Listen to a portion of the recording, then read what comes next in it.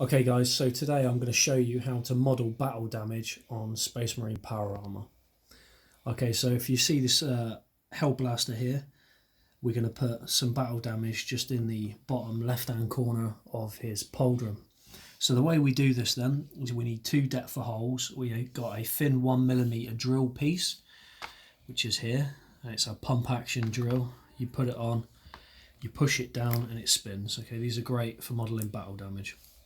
Now this one will be the deeper hole, followed by opening up the very end of the hole, so the surface of the hole, with a 2mm one. Once we've done that, we'll cut a star-like shape, a star shape with a razor blade or an X-Acto blade, okay? And once we've done this, we will then go back over with the two drills and just tidy it up. So then, what I'm going to do is I'm going to place the hole just about here. I'm going to push down. Now I'm going to lightly drill. Not all the way through the plastic, but halfway. It's no worries if we are unsure about how deep we need to be. This is really just to start off the hole and to mark where we're actually going to put it. As you can see there.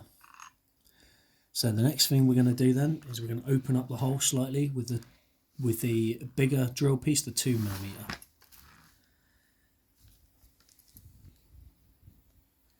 We're just going to give it a couple of turns so it's still quite shallow.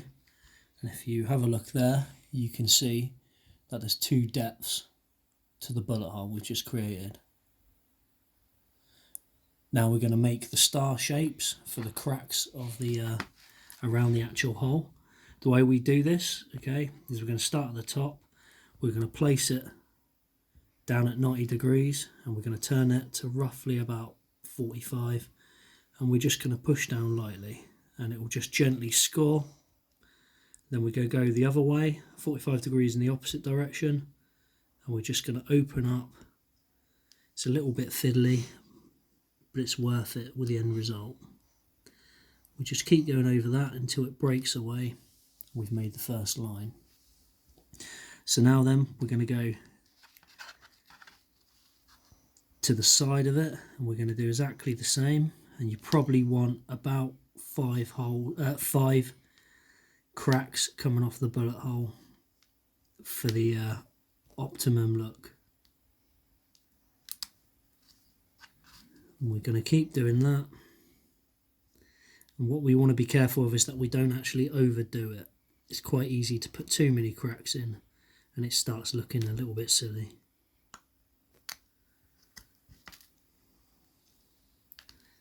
So I'm just going to do five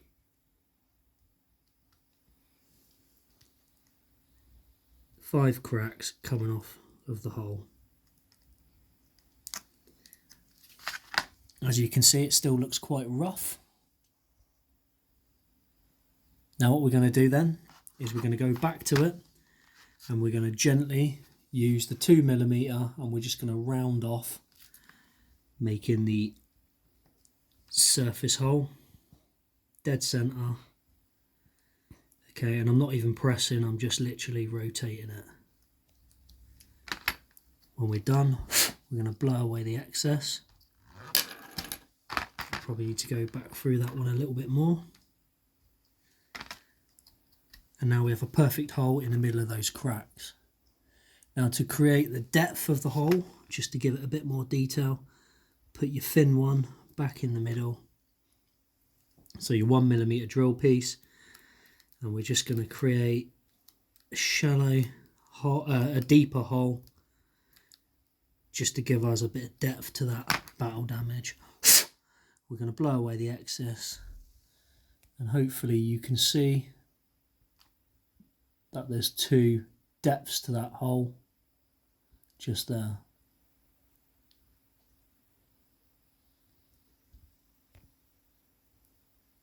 Okay, the next type of battle damage we're going to talk about is slashes. So the slashes are ideal. It makes it look like a tyrannic creature has took a swipe, like a gen stealer, across the power armor. The way we do this is we decide which direction it's going to go in. So we're going to go from the bottom here and we're going to go across, okay, as if he's been slashed on the right hand pauldron. So we're going to start here, as I said, and we're going to mark where it's originally come. We're just going to cut away a little bit of the model, sawing back and forward with the X-Acto blade or the razor blade. And we're literally going to cut it out slightly, like so. Now then, this slash, what I want it to do is to come upwards, okay, and then come across the pad. So the way we'll do this, again, is we'll just lightly mark it with the blade. And then we'll go back and we'll extend it, being really careful that we don't cut our hands. I like a sawing motion to actually create the indent in the plastic, and then I put the blade at 45 degrees one side and 45 degrees the other side, just to cut away at it.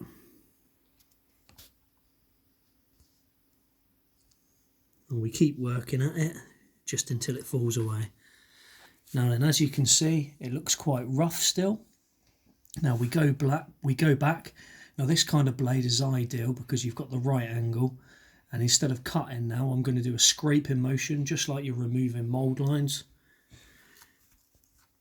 And I'm literally just going to scrape from the point of where it slashed him, and we're going to go up and then round the corner. This is a great little technique so that you don't overcut into the model by accident, but everything's done with control.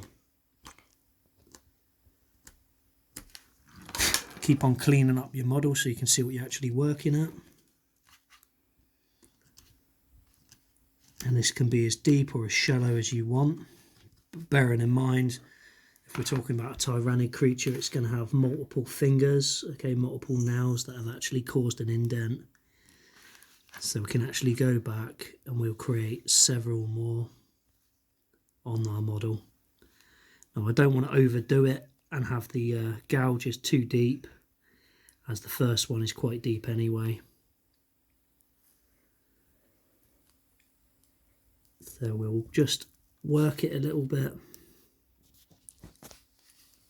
Just like I said, a seesawing, rocking motion of our blade, and it'll pop out.